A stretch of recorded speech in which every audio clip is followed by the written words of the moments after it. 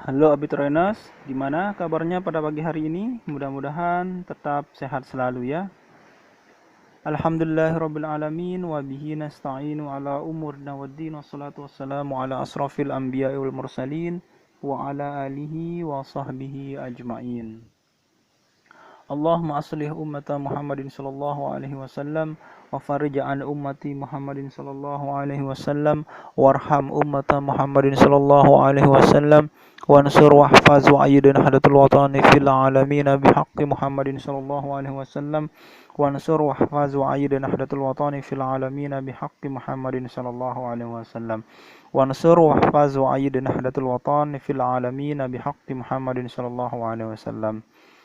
Segala puji bagi Allah Subhanahu wa taala, Tuhan semesta alam yang telah menciptakan dunia dan akhirat. Salawat serta salam juga kita haturkan kepada junjungan alam Nabi besar Muhammad sallallahu alaihi wasallam, karena bimbingannya lah kita dapat mengenal nikmatnya iman dan Islam. Teman-teman sekalian, memulihkan keyakinan, membuang keraguan adalah sesuatu hal yang harus kita lakukan demi kepercayaan kita kepada Allah Subhanahu wa taala. Sebagai umat Islam, kita percaya bahwa Allah sudah menyediakan jodoh bagi kita. Karena Allah sengaja merahasiakan, tentu kita harus berupaya mencarinya dengan banyak ikhtiar dan doa. Namun, banyak di antara kita yang tidak sabar ketika jodoh yang sudah disiapkan oleh Allah masih dirahasiakan, sehingga banyak orang yang putus asa, tidak semangat lagi, kurang percaya diri, dan lain sebagainya. Dalam kondisi demikian, tidak bisa dipungkiri lagi bagaimana pedihnya hati seseorang. Pujaan hati yang lama dinanti-nanti tak kunjung datang. Namun, jika bersabar dan menjadikan sholat sebagai sarana memudahkan datangnya jodoh, maka hati kita yang semula sedih bisa dibuat tenang.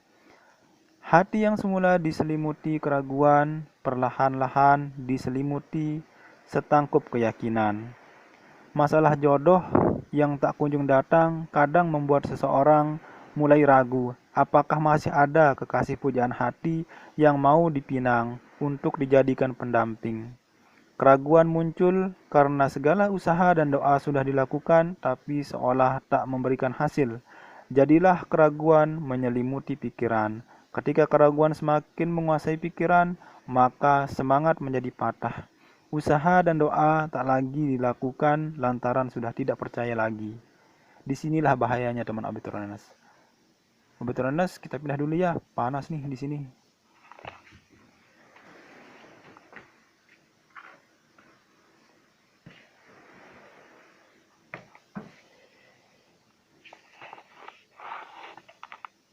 Iya, di sini lebih sejuk ya, teman-teman. Di sana panas. Oke, kita lanjut. Teman-teman Abiturainers, dengan demikian penting bagi kita untuk menyempatkan diri untuk sholat di keheningan malam yang menyejukkan jiwa. Hati dan pikiran yang semula ragu akan dicahayai oleh Allah dengan cahaya keyakinan dan kesabaran. Sholat malam akan menyuntikkan energi baru bagi kita, yakni munculnya keyakinan yang kuat bahwa jodoh tidak kemana-mana dan Allah sudah menyiapkan yang terbaik bagi kita. Itulah yang harus selalu kita yakini seiring dengan dilaksanakannya sholat sebagai sarana memudahkan datangnya jodoh. Kalau kita konsisten sholat, disertai dengan kesabaran, maka jodoh atau cita-cita itu soal gampang. Allah pasti akan memudahkan bagi kita.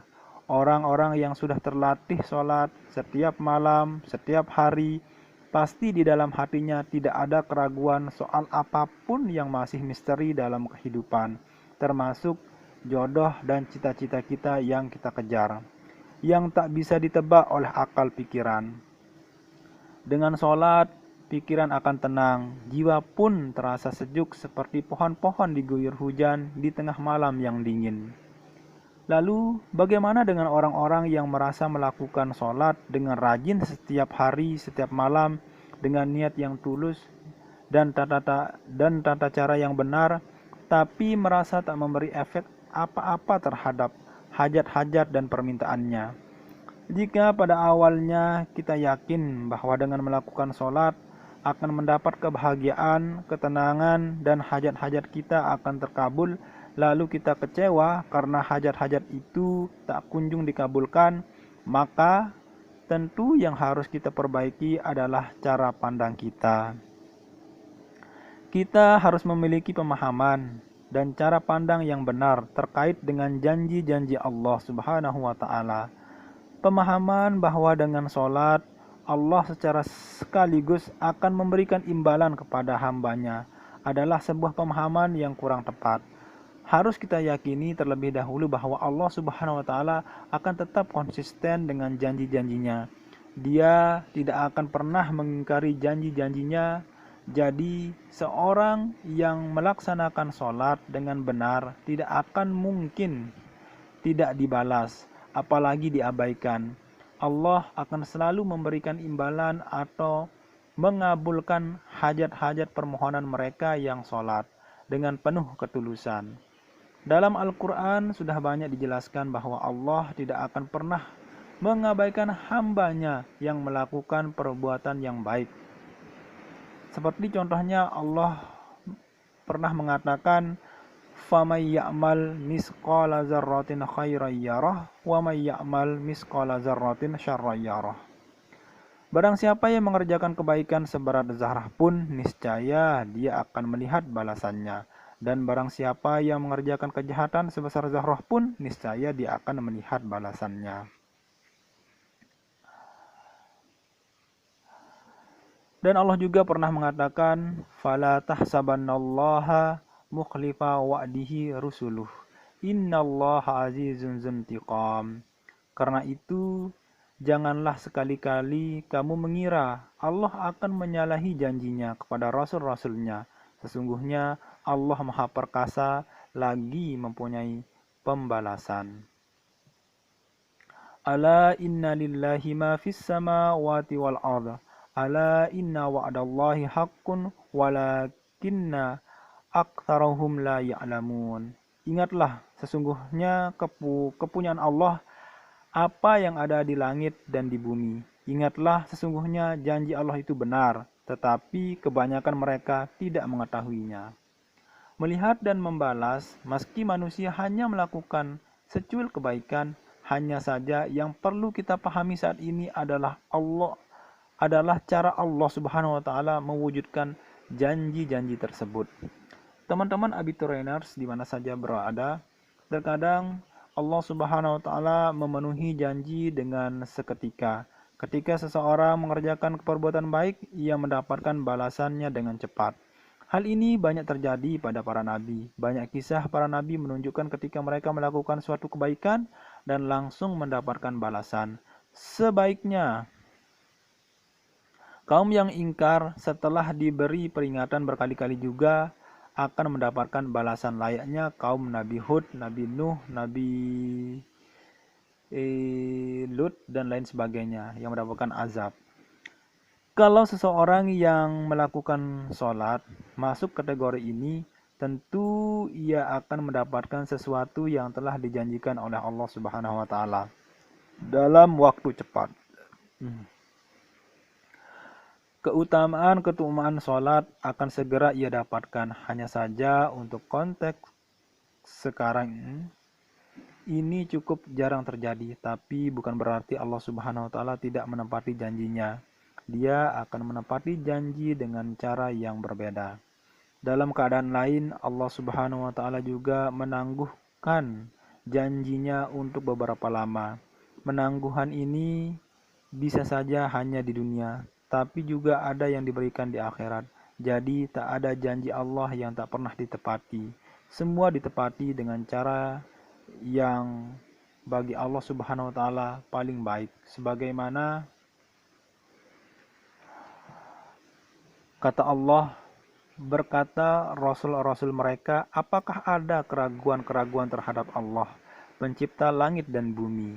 Dia menyeru kamu untuk memberi ampunan kepadamu dari dosa-dosamu dan menangguhkan siksaanmu sampai masa yang ditentukan. Mereka berkata, kamu tidak lain hanyalah manusia seperti kami juga. Kamu menghendaki untuk menghalang-halangi, membelokkan kami dari apa yang selalu disembah nenek moyang kami. Karena itu, datangkanlah kepada kami bukti yang nyata. Terkadang Allah Subhanahu wa taala memang tidak memberi imbalan langsung kepada orang yang melakukan ibadah. Namun Allah Subhanahu wa taala menangguhkan janjinya karena apabila janji diberikan seketika, ia tidak sanggup menerimanya atau justru mendapatkan kemalangan. Jadi semua penangguhan yang diberikan oleh Allah Subhanahu wa taala kepada hambanya tak lepas dari kasih sayangnya kepada setiap hamba. Teman-teman Abiturainers, ini juga berlaku dalam ibadah sholat.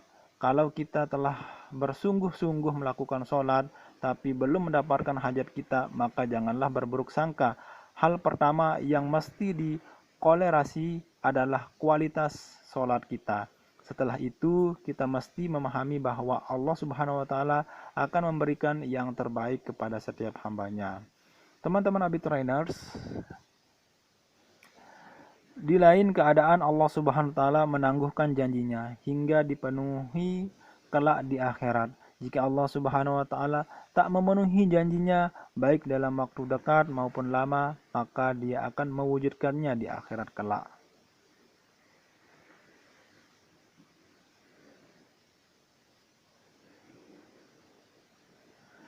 Innalladzina yastaruna bi ahdillahi wa aymanihim tamanan qalila ulaika la khalaqalahum fil akhirati wa la yuklimuhum humullahu wa la yanzuru ilaihim yaumal qiyamati wa la yuzakkihim wa lahum adzabun alim. Sesungguhnya orang-orang yang menukar janjinya dengan Allah dan sumpah-sumpah mereka dengan harga yang sedikit, mereka itu tidak mendapatkan bagian pahala di akhirat, dan Allah tidak akan berkata-kata dengan mereka dan tidak akan melihat kepada mereka pada hari kiamat, dan tidak pula akan menyucikan mereka.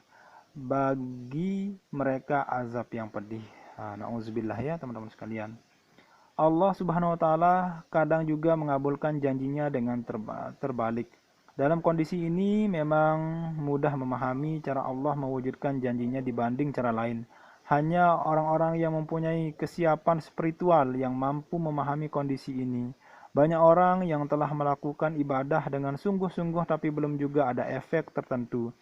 Tapi justru sebaliknya, bagi orang awam, keadaan ini akan membuatnya cemas, kesal, bahkan putus asa.